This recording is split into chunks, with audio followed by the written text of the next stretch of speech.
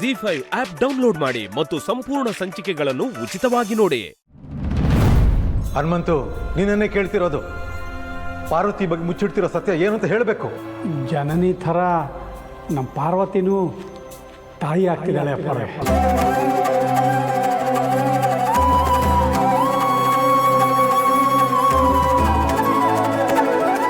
ಏನು ಹೇಳ್ತಿದ್ದಿ ಹನುಮಂತು? ನಿಜವಾಗ್ಲು ನಮ್ಮ ಪಾರ್ವತಿ ತಾಯಿ ಆಗ್ತಿದ್ದಾಳ? ಹೌದು ಅಪ್ಪರೇ. ಅಂದ್ರೆ ನಾವಿಬ್ರು ತಾತ ಆಗ್ತಿದ್ದೀವಿ. ಅಮ್ಮ ತಾಯಿ, ನಮ್ಮ ಪಾರ್ವತಿ ವಿಷಯದಲ್ಲೂ ನಮ್ಗೆ ಒಳ್ಳೆ ಸುದ್ದಿನೇ ಸಿಕ್ತು. ಜನನೇ ತಾಯಿ ಆಗ್ತಿದ್ದಾಳೆ. ನಮ್ಮ ಪಾರ್ವತಿಗೂ ಈ ಸೌಭಾಗ್ಯ ಬೇಗ ಸಿಗಲಿ ಅಂತ ಮನಸ್ಸಲ್ಲೇ ಬೇಡ್ಕೋತಿದ್ದೆ. ಎಷ್ಟು ಬೇಗ ಈಡೇರಿಸ್ಬಿಟ್ಟಿಯಲ್ಲ. ನಿನಗೆ ಎಷ್ಟು ಕೃತಜ್ಞ ಹೇಳಿದ್ರು ಸಾಲದು.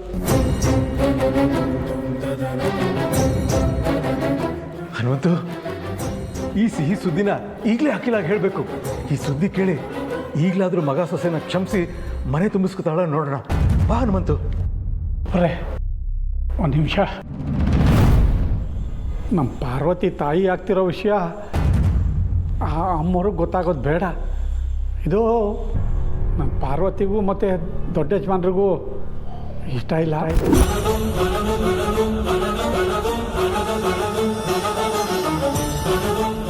ಏನು ಹೇಳ್ತಿದ್ದೆ ಹನುಮಂತು?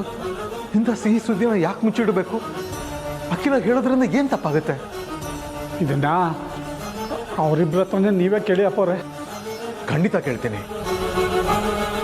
ಆದರೆ ಹನುಮಂತು, ನಿನ್ನ ಬಾಯಿಂದ ಈ ಸಿಹಿ ಸುದ್ದಿ ಕೇಳಿ ತುಂಬಾ ಖುಷಿ ಆಗ್ತಾ ಇದೆ. ನಾನು ಬರ್ತೀನಿ.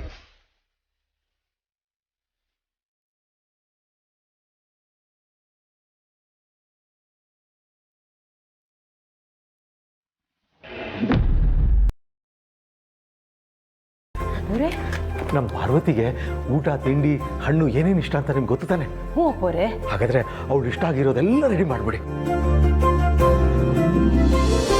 ಅಪ್ಪೋರೆ, ಪಾರ್ವತಿಗೆ ಇಷ್ಟ ಆಗಿರೋ ತಿಂಡಿಗಳ? ಇಷ್ಟವಾಗಿರೋದನ್ನು ತಿನ್ನೋದಕ್ಕೆ ಹೆಣ್ಣು ತಾಯಾಗಬೇಕಾಗಿಲ್ಲ. ನಾನು ನನ್ನ ಸೊಸೆನ ನೋಡೋಕೆ ಹೋಗ್ತಾ ಇದ್ದೀನಿ. ಬರಿಗೈಲಿ ಹೋದರೆ ಏನು ಚೆನ್ನಾಗಿರುತ್ತೆ.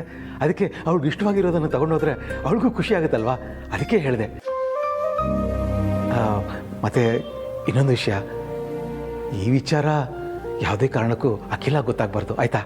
ಸರಿ ಅಪ್ಪವ್ರೆ.